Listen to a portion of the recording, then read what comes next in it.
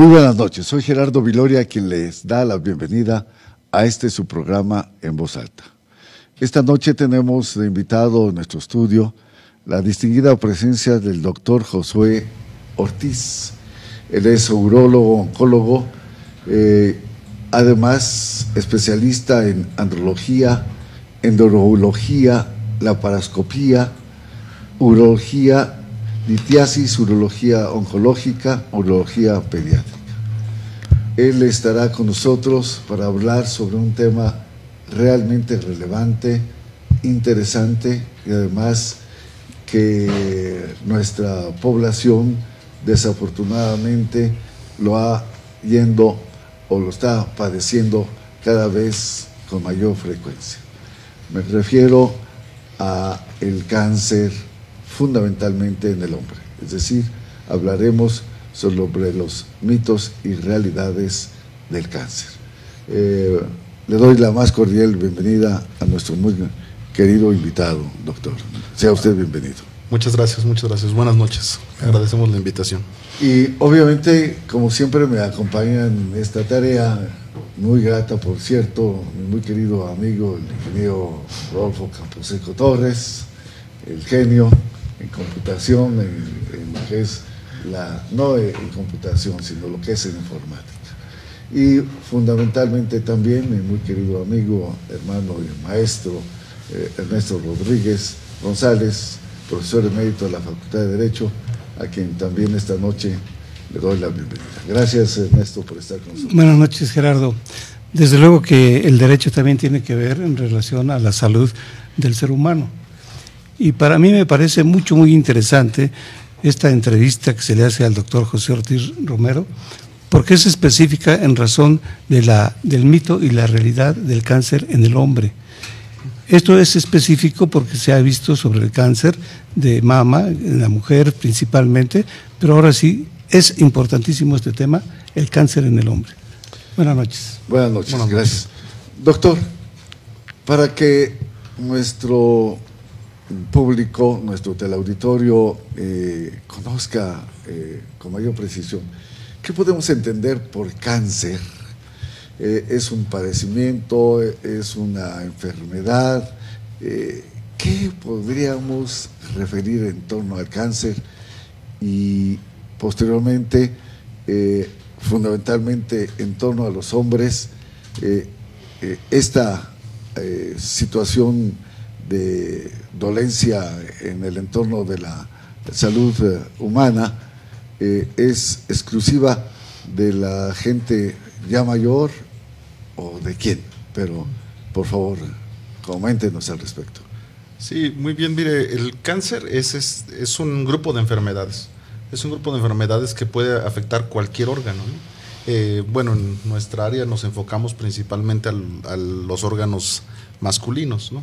Lo que es la próstata, el pene, los testículos y cómo el cáncer se puede desarrollar en estos órganos. Es una reproducción anómala, por llamarlo de alguna forma, es una tumoración anómala. Nuestro cuerpo continuamente se está reproduciendo, continuamente nosotros cambiamos de piel y eso pasa de una forma normal. Cuando esa reproducción es alterada, puede generar un problema que le llamamos cáncer.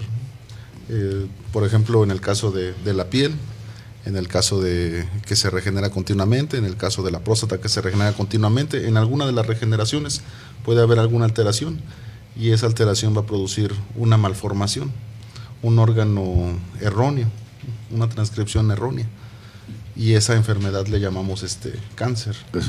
Esto es a través de algunas células. ¿Qué es lo que lo produce? ¿Cómo se reproduce, mejor dicho?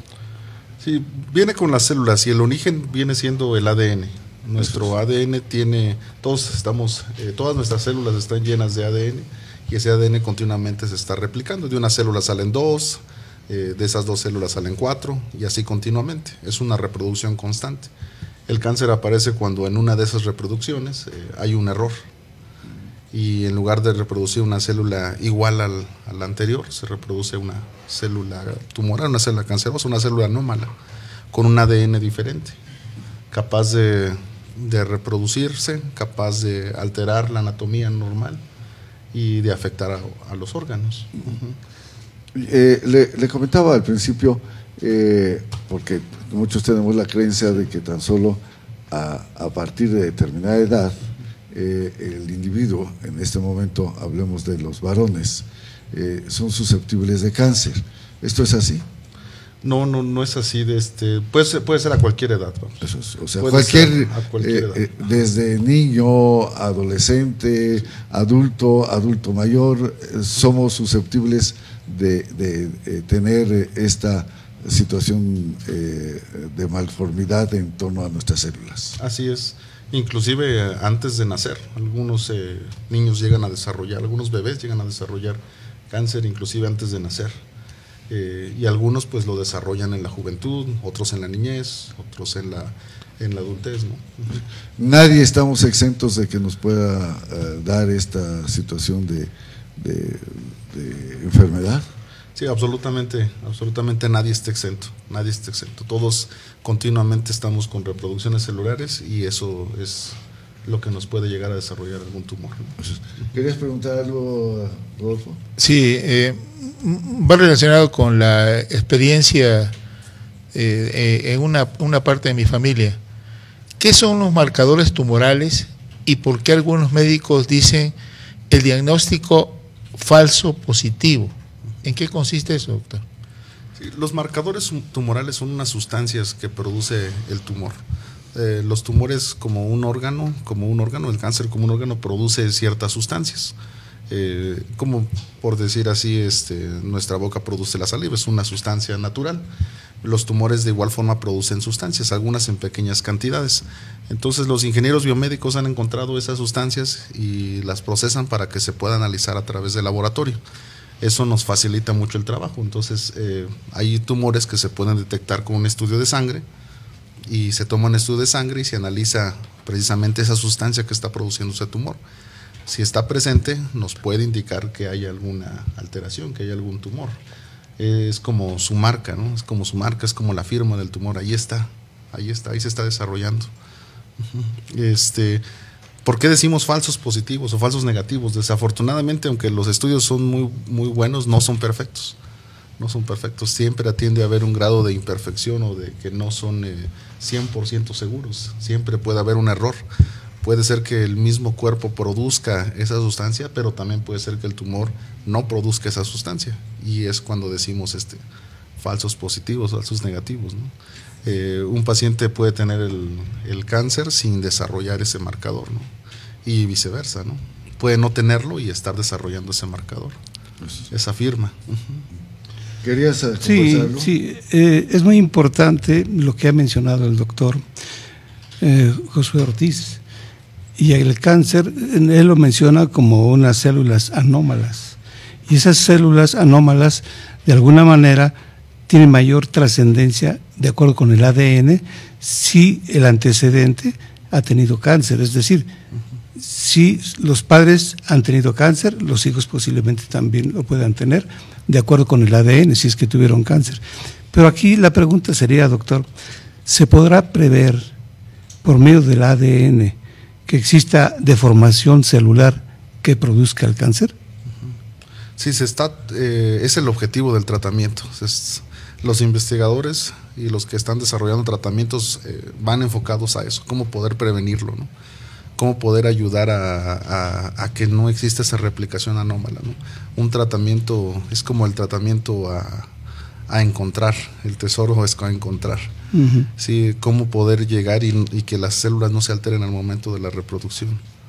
Sí, aún actualmente no existe no se ha detectado. No se ha detectado. Claro, ese procedimiento. Con algunos, teniendo un buen estilo de vida, pues eso se prevé, ¿no? Pero no es determinante.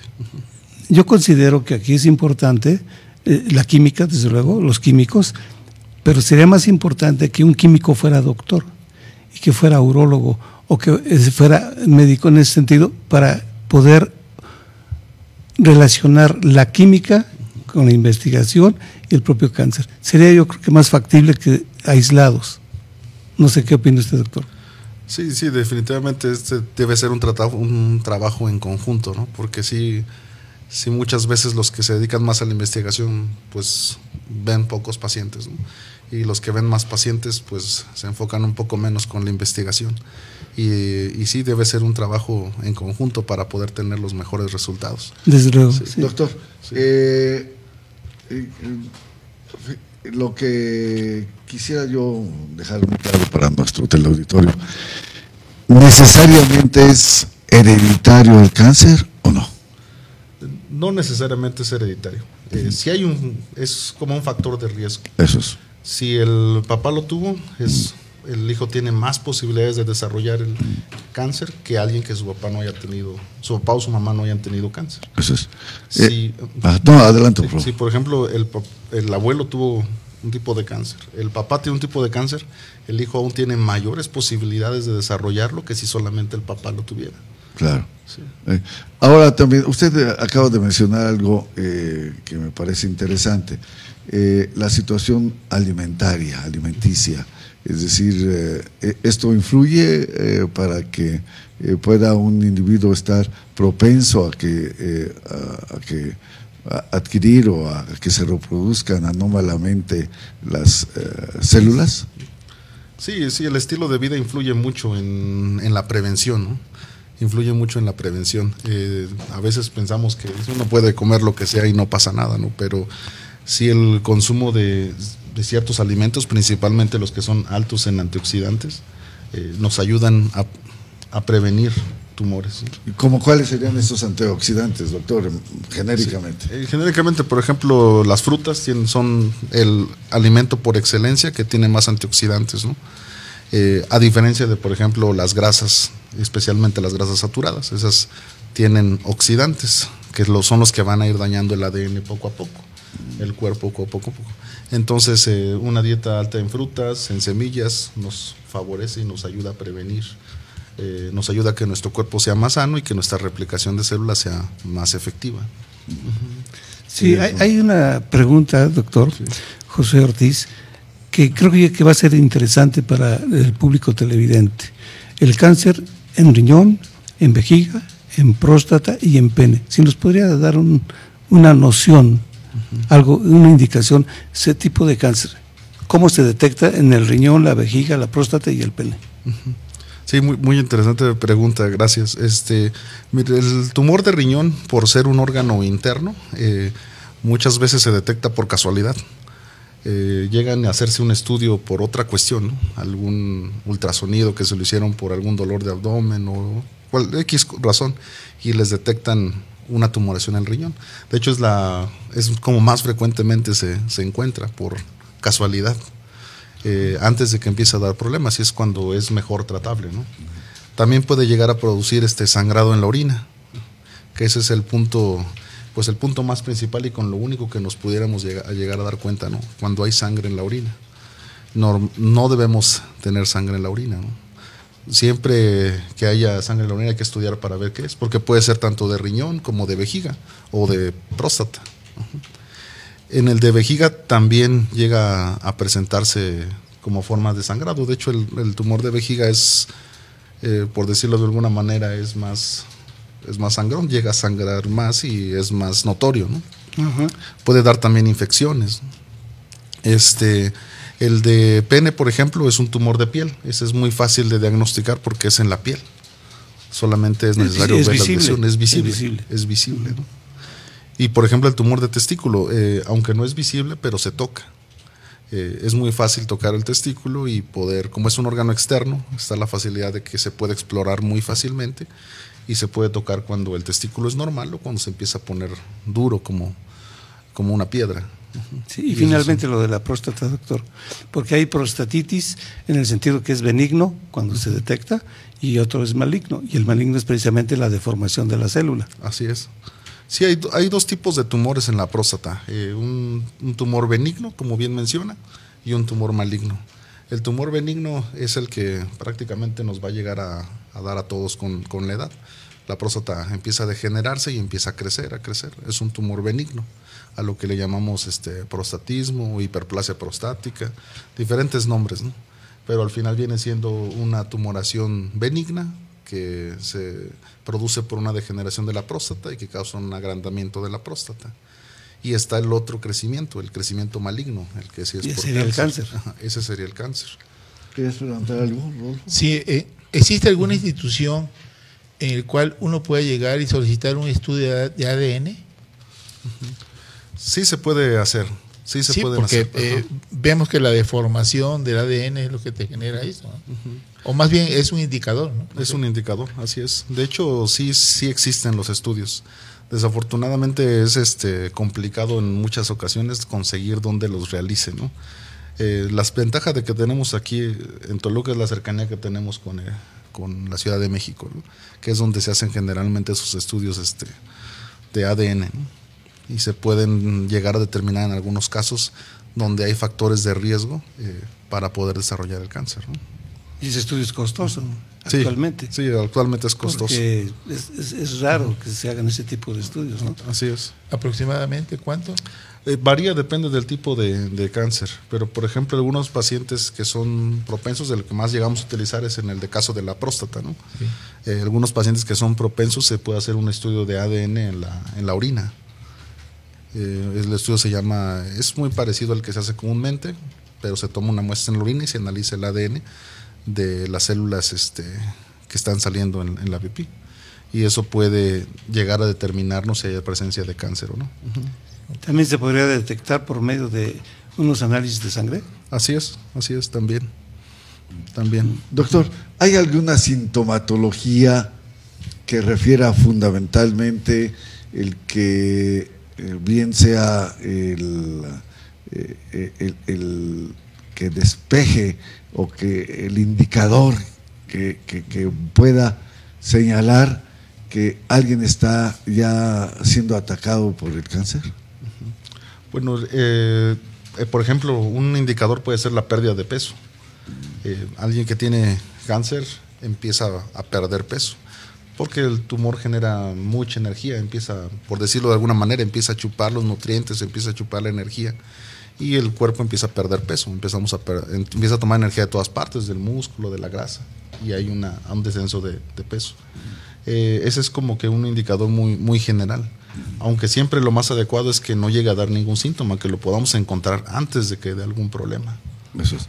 ¿Y qué sugeriría usted para ello? Bueno, principalmente la autoexploración. Eso es. La autoexploración, principalmente en hombres, ¿no? En hombres jóvenes siempre les recomiendo la autoexploración de los testículos, que se tiene que hacer todos los días. La autoexploración del pene, para ver si hubiera alguna lesión que empieza a salir, alguna verruga que empieza a salir, que nos pueda indicar que pueda haber alguna tumoración. Fijarse en los datos que nos llaman o que nos ponen las alarmas, ¿no? Sangre en la orina, algo tan sencillo, dice, no, pues sangré y se me va a quitar con el tiempo, ¿no? Y vuelve uno a sangrar y se me va a quitar, pero ahí está el indicador, ¿no? Ahí está, algo está pasando que está produciendo sangrado, ¿no? Y en el caso, por ejemplo, de la próstata, pues sí, pues el estudio y el chequeo anual, ¿no? El chequeo anual. Entonces, tú tenías una broma en torno a la próstata. Bueno, hay varios memes. Uno dice que un dedo al año no hace daño. Y si te encanta, cabrón. ya son preferencias de otro tipo, ¿no? Y también en broma habría otra cosa, ¿no? Cuando se come betabel y en la orina sale color rojo, ¿no? Sale color rojo. Entonces se puede uno equivocar también, ¿no? También. Doctor,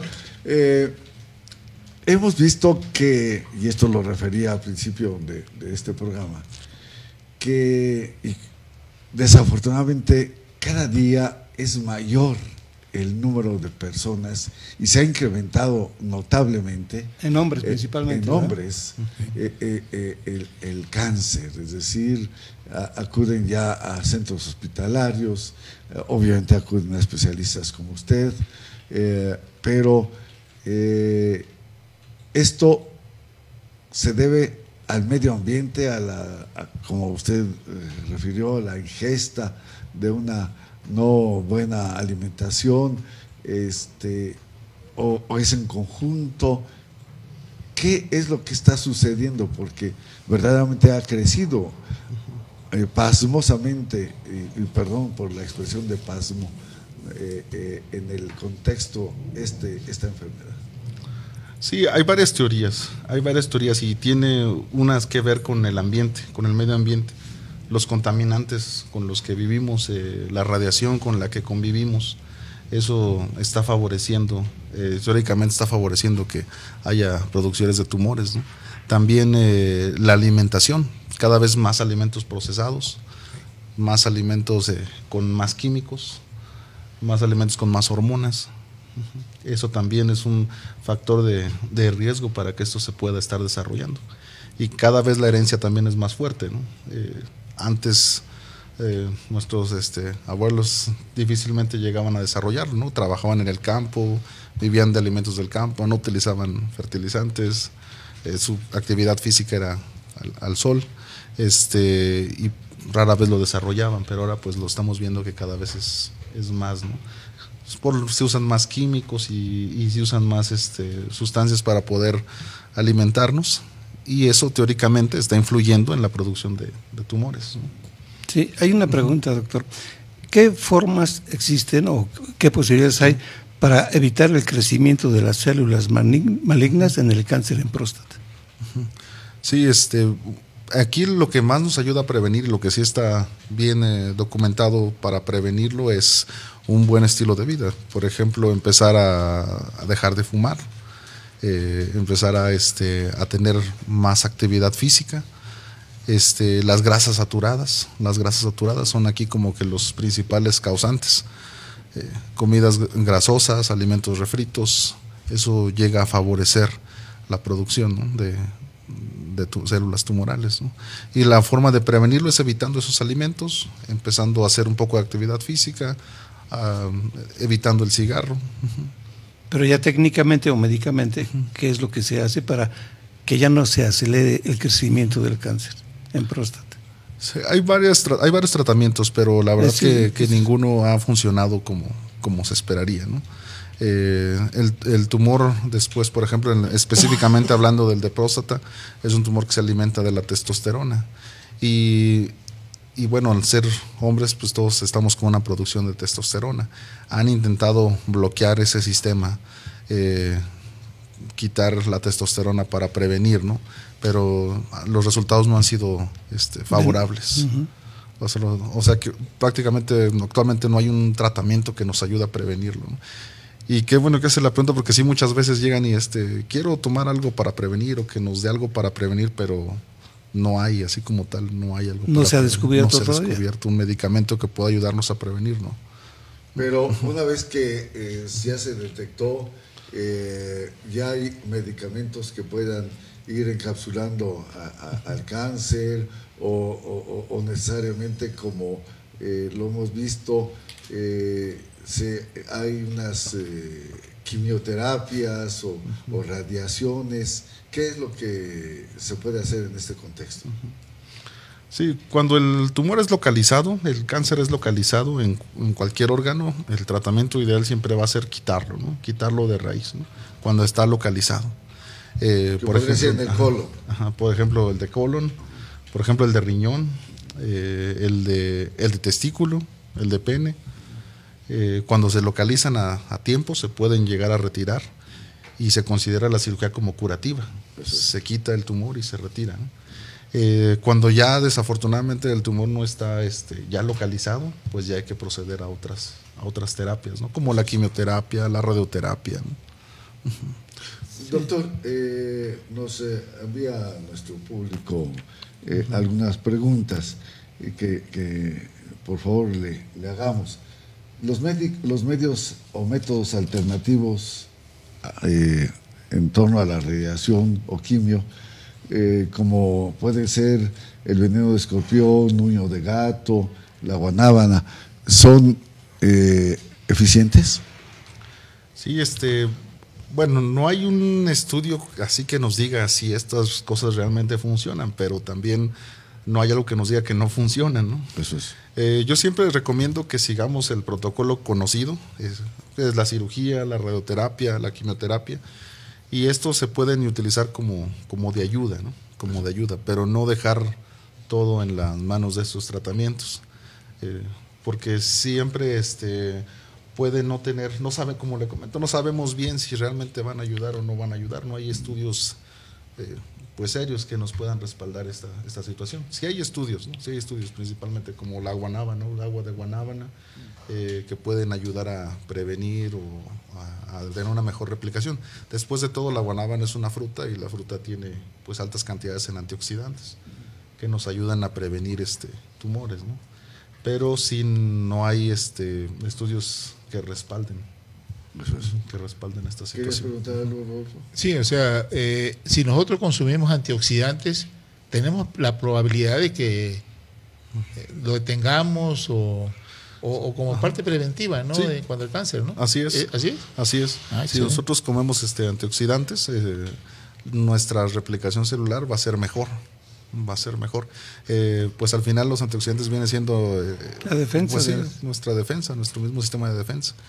Cuando llega alguna célula tumoral a empezarse a desarrollar, inclusive pueden destruirla, ¿no? Aquí nos refieren también si un antioxidante puede ser el jugo de limón con bicarbonato. Sí, el jugo de limón viene siendo, bueno, el limón como tal es un muy buen antioxidante. Eso es.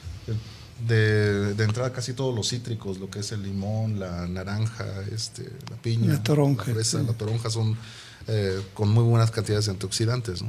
Y el bicarbonato también nos ayuda mucho para pues al no ser un medio ácido, al controlar nuestro cuerpo y no dejarlo en un medio ácido, favorece o previene el desarrollo de cáncer. Eso es.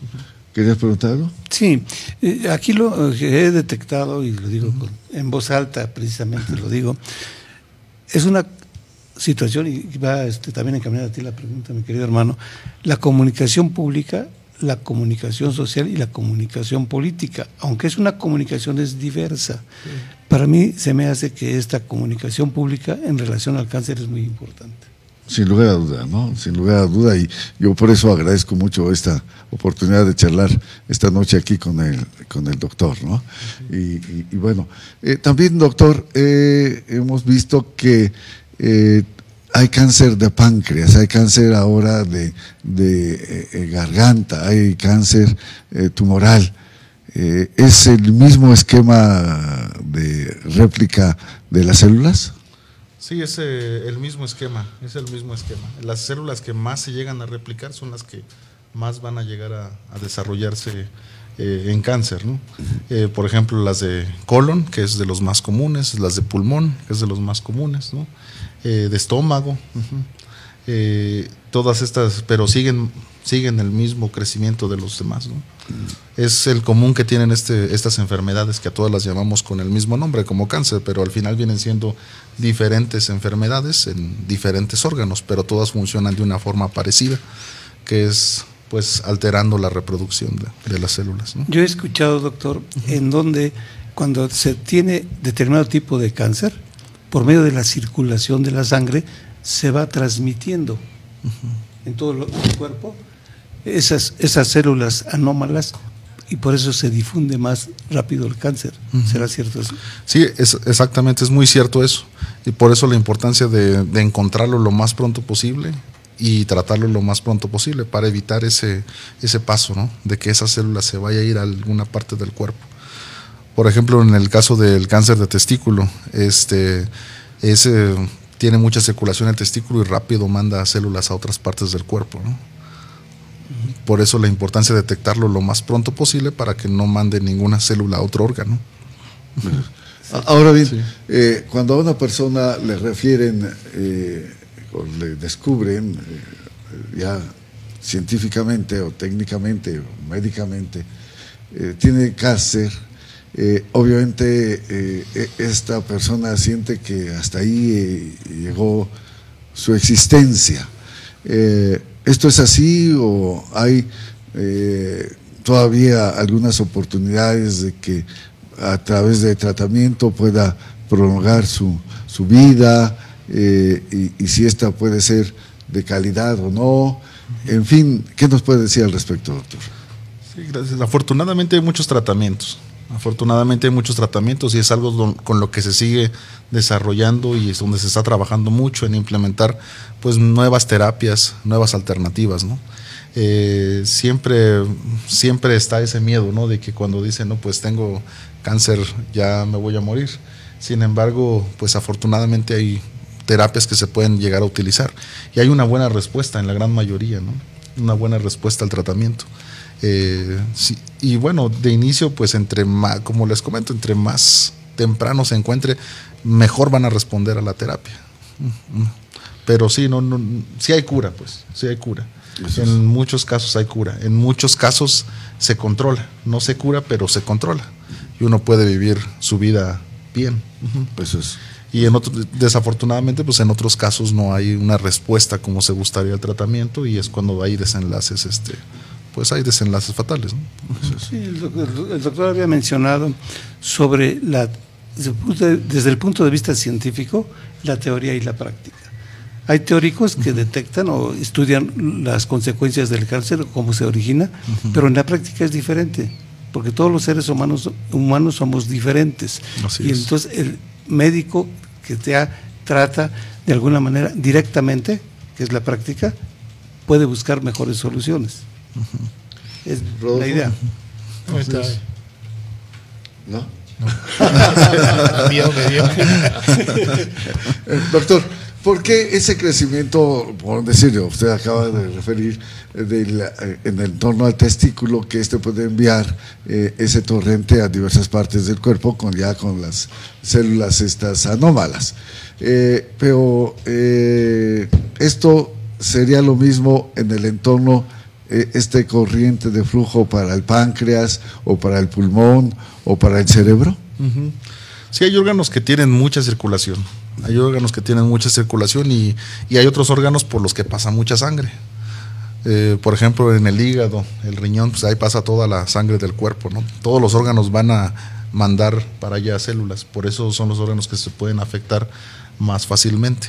Y también hay otros órganos que envían mucha sangre a todas partes, ¿no? Como en este caso el caso del riñón o el caso del testículo. Pero sí, así es. Pues la mecánica de todos los órganos viene siendo muy semejante y todos pueden llegar a dar lo que le llamamos la metástasis, que es enviar células anómalas a otro órgano. Eso es. Bueno, pues doctor, algo que en lo particular, que usted, que es el especialista y además un hombre muy reconocido, usted por fortuna está aquí en Toluca, ¿no? Y bueno,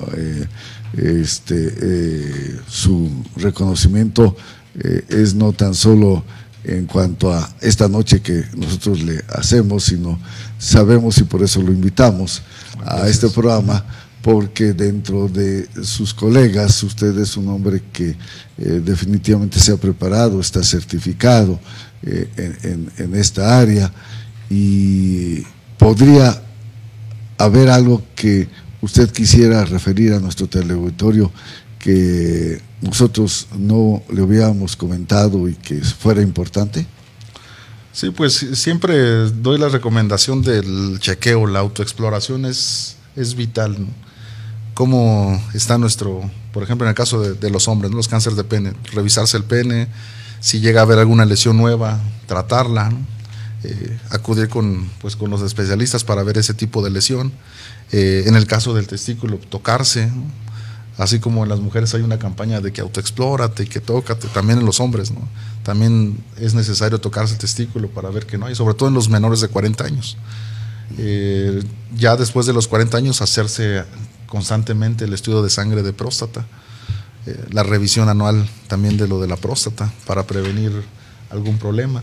Y tener consideración ahí de los puntos de alarma, ¿no? Las señales de alarma. La sangre en la orina nunca va a ser normal. Siempre que hay sangre en la orina hay que ver por qué está pasando, ¿no? Y más ahora con lo frecuente que son los tumores, ¿no? Muy bien. Sí, finalmente, ¿sería transmisible el cáncer? No, el cáncer no es transmisible, pero sí es hereditable y sí puede haber factores de riesgo cuando hay familia, ¿no? Cercana, sobre todo cercana. Pues doctor, muchísimas gracias de verdad por esta oportunidad de conocer sobre esta dolencia que muchos mexicanos cada vez se tiene y darnos luz al respecto. De verdad, muchísimas gracias, doctor. No, gracias por la invitación. Gracias por la invitación. Y como siempre, Rodolfo, gracias. Y gracias, queridísimo Ernesto. Y obviamente a nuestro teleauditorio, una vez más, su amigo Gerardo Viloria les agradece el haber estado con nosotros en su programa En Voz Alta. Que tengan la mejor de las noches y por lo tanto un grato descanso. Mil gracias. Igualmente, buenas noches. Buenas noches. Buenas noches.